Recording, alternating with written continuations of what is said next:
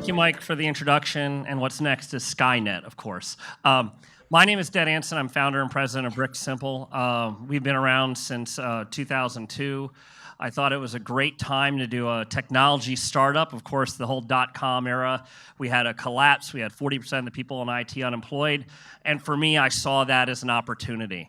And part of that was to build talented teams as we've just been going through this downturn and now upswing.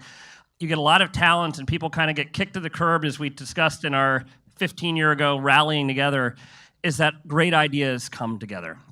And for us with BrickSimple, we have really this kind of history of innovation. We started out building a web application platform that reduced development time by about 70%. So when we had competitors doing things offshore, doing those kind of steps, we instead built better technology to allow them to work. And when it came around at the end of 2007, we were approached by a venture-backed startup that wanted to acquire that technology. And for me, we had built product and done that. And when you're doing a startup, you very much want to have these moments in time. And for me, it was well-timed because the iPhone had landed. And we had already been doing work on the iPhone. And constantly what we do at BrickSimple was looking at what's next. Where are these opportunities? How can we apply this technology? So when we had someone approach us to buy the web platform from us, we did that exit and focused entirely on mobile. We directed our energies to an R&D. How do we leverage the iPhone? How do we leverage the Android devices? The Palm's a new device. And for myself, having history working on Palm's platform back in the old days of the Palm Pilot, that mobile was the next obvious logical step. But something special happened. When you look back at the Palm Pilot days, the relationships that business people and consumers had with technology was very different. Back in 2000, it would not be unusual for a company to have a single AOL.com email address. And we all recall those times, and IT didn't play so much of a role. But the iPhone landed at this magic time where we were taking this technology more seriously. It was a more intimate experience. How we relate to that technology, when you think about all the life moments that you've had staring through your smartphone, there is a world out there. But when you look at that screen, from job offers to relationships, is that these devices have really rolled into our lives. The technology is not new per se. People were doing interesting things with messaging, with BlackBerries years prior to the iPhone. But what it's done is it's really brought these things into our lives in a profound way and a profound scale. And for us at BrickSimple, we thought, how can we leverage these devices for those new experiences? And when the tablets came out, it was yet a different way to interact with machines. So I happened to be at Google I/O 2012, and on occasion I provide commentary for Bloomberg Television. And they had asked me to provide some comments on the upcoming 7-inch tablet. Everyone knew that Google was going to be unveiling a 7-inch tablet in 2012. And I said, sure, I'm there, ready to go. And Google instead announced Google Glass. So there I was. Bloomberg asked me, hey, the producer said, can you talk about Glass? Sure, I can talk about Glass. And for me, having worked in prior lives with a military contractor, I just saw this technology and opportunity, and I had the dumb luck of 5 minutes of Sergey Brin on Bloomberg, followed by 5 minutes of this Det Ansinn guy wearing a BrickSimple shirt. And that was our early lucky relationship with Glass. And then we were invited to be part of Google's Foundry event to work with this technology. And it was strange because there was this bold leap ahead. We were all accustomed to these glass rectangles that are in our pockets and in our briefcases. And Glass is truly something different. And when I first put on the device, I found myself thinking, is this a canvas for creating new solutions, new ideas? And we had a 2-day vacation with Glass, basically, with Google. We had a chance to work with the device. And I knew they were onto something when I found myself tapping the side of my head when I left the event. When you have technology that kind of really engages in how you behave and how you work. And for us, we were very excited. And part of it is when you think about information technology, when you think about sitting behind that computer at a desk, when you're working with a tablet or smartphone, this is really only reaching a certain portion of workers, only reaching a certain aspect of how we work and behave in our careers. When we saw wearables, we saw this chance not just to be some piece of nerd jewelry, which is very fine nerd jewelry, but to be something that's a tool to allow people to have access to information in performance of their jobs that didn't have access to that information before. And immediately we started talking about this idea of undesked workers, people who are out there in the field, who need instructions, who need help, that can benefit from having that technology right there as part of them, that can't balance a laptop or have a keyboard. And for those of us behind a desk, those use cases are less interesting. Well, I have the computer there, I can do that. But for these workers have been operating without the benefit of data. So we immediately began some research and development, how we could take this technology and put it to work. The funny thing is, when Google unveiled Glass and then started rolling it out in the Explorer program, they were hoping that people would create the next Facebook. They would be hoping the next Instagram, that this would be a new social experience. But there's barriers with this. When you walk down the street with it, people notice. As I note mine with the bright orange, it's probably the worst spy camera on the planet. But it's something that, in a business context, those barriers really aren't there. And we started working right away. We did demonstrate the first medical device integration that used Glass down at Kaiser in Washington, D.C. We did the first automobile integration. We did a first multiplayer game recognized by TechCrunch, which was a battleship game on the device. We really started exploring ways that we can use this technology. Part of the challenge that we have in developing software and working with this constantly evolving tech is that wearables, be it something you have on your head or something you have on your wrist, wearables require you to think differently. You have to approach design differently. A lot of the web design conventions we carried forward. So for us, as we worked with these different scenarios, we thought about how do you make a database application work well? How can you have something work well controlled with your voice? And it required us to do a lot of thinking. We spent a lot of time last year doing some research and development, and you can find videos posted up on YouTube where we do some of these demonstrations. And something funny happened with us as we were doing all this research and development is we were approached by an artist. And this artist wanted us to incorporate, can you help me realize my vision using Google Glass? The artist had done all this wonderful physical work.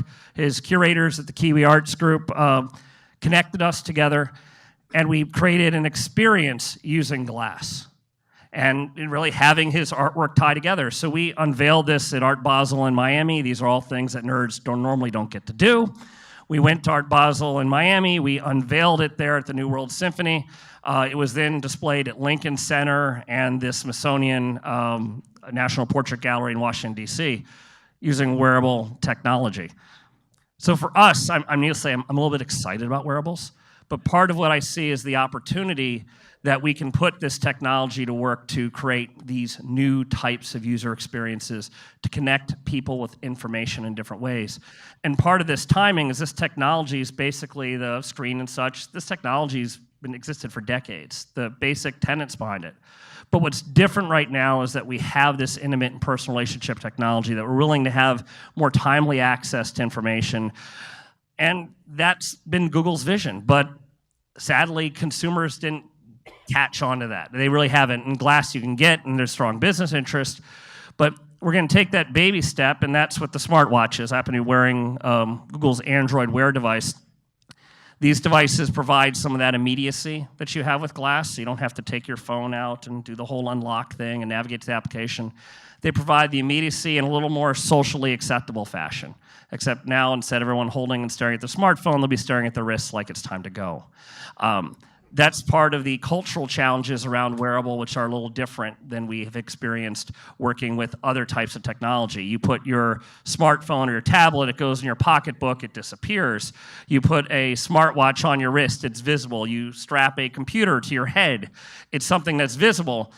This is putting demands on this technology that haven't existed before. It didn't matter what your laptop really looked like prior to Apple stepping things up with the MacBook Air. It didn't really matter what your phone looked like. But now these are really become something that's part of your appearance. And these are new challenges. And for us at BrickSimple, we like that. We like those challenges, we like the innovation. But one of the bits of convergence that's happening is as we have computers in our pockets, computers on our wrists, computers on our head, is that the world that we have able to connect to is much more vast. Mike mentioned the drone demos. Our world, in terms of using Bluetooth technology, the so-called iBeacons, is that it's not just about having this technology on you, it's about having the kinds of devices and world that you can interact with, that you have a context, that when you walk into your room and you walk into your house, you walk into your office, that the device knows where you are. So instead of trying to give you on a tiny little screen every possible thing you can do, it would give you the things you do in your office. It would give you the things that you do at home. And that context and that connectivity of devices, being adjusting your Nest thermostat through your Google Glass or manipulating these other things through your watch and wearable devices, that's something that's really huge, because not only are we connecting ourselves in, we're connecting and wiring ourselves into our surroundings. Those things are very interesting to us from a business perspective, because there's a lot of enterprises that benefit from having that, making people more efficient, understand the context in which they're doing their work. And part of that is what we do as a firm. When I mention our history and doing the services and going through these exits and doing these pieces, is we invest a lot of our time back in the research and development, be it with glass, be it with wearables, and be it with the drones. When Mike opened up, mentioned this drone demo we did recently, is a recently combined facial recognition technology with a Parrot AR drone, so it can do automated selfies. So basically, it's a very practical application, but basically what it does is that flying around, the drone flies around and will go and find a specific person or any person and then center them up, hover in frame, and take your picture. What's interesting about this is obviously with the drones, we see the great commercial applications starting to emerge of the drones, and eventually regulation will catch up. But the convergence of these technologies, that now we have much more efficient ways to do facial recognition, image recognition, understanding our spatial surroundings, that all of these pieces come together and converge. And for us, we find these things very interesting from a tech perspective, but further, it's something where we see opportunity to tie in all these pieces together. So basically, that rectangle experience you have holding in your hand, we're making it something that's really more part of what your life and existence is about. These are the things that I find interesting. I am very much a geek. These are things that I had to qualify it. But these are things that we really find interesting, but also as a business, BrickSimple, we're a 30-employee firm. We have our headquarters up in Doylestown, Pennsylvania, just outside of Philly here. We also have an office in San Francisco, and we're in Myrtle Beach, South Carolina. So we spend our time really working with these technologies, understanding applications, and really putting them to business use and practice. And that's something, as an entrepreneur, as a business person, makes me happy. It's something from a technology and challenge perspective, constantly test the capabilities of our team.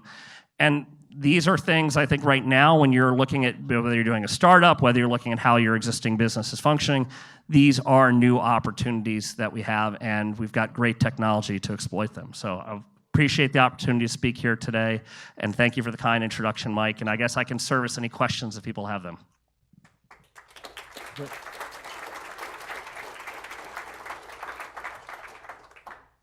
Any questions?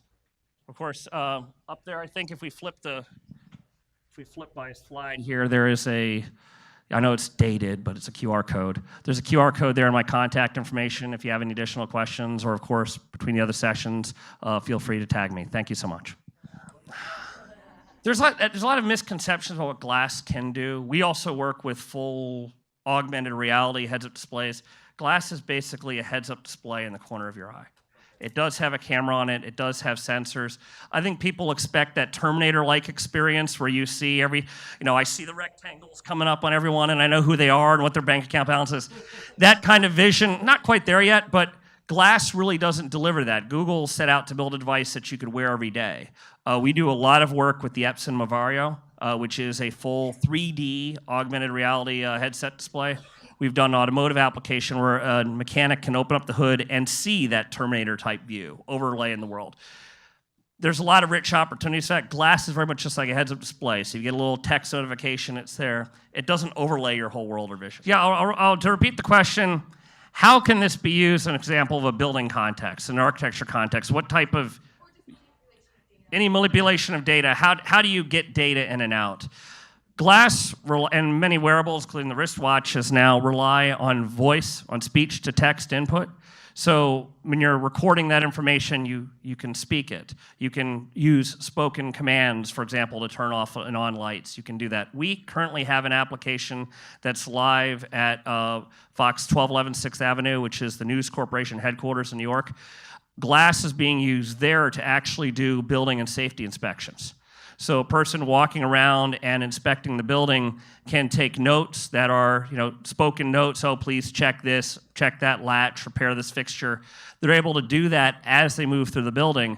And part of that is when you understand the context. Okay, if I say turn on lights, I'm gonna be able to say turn on lights and hear and know that I'm in this room.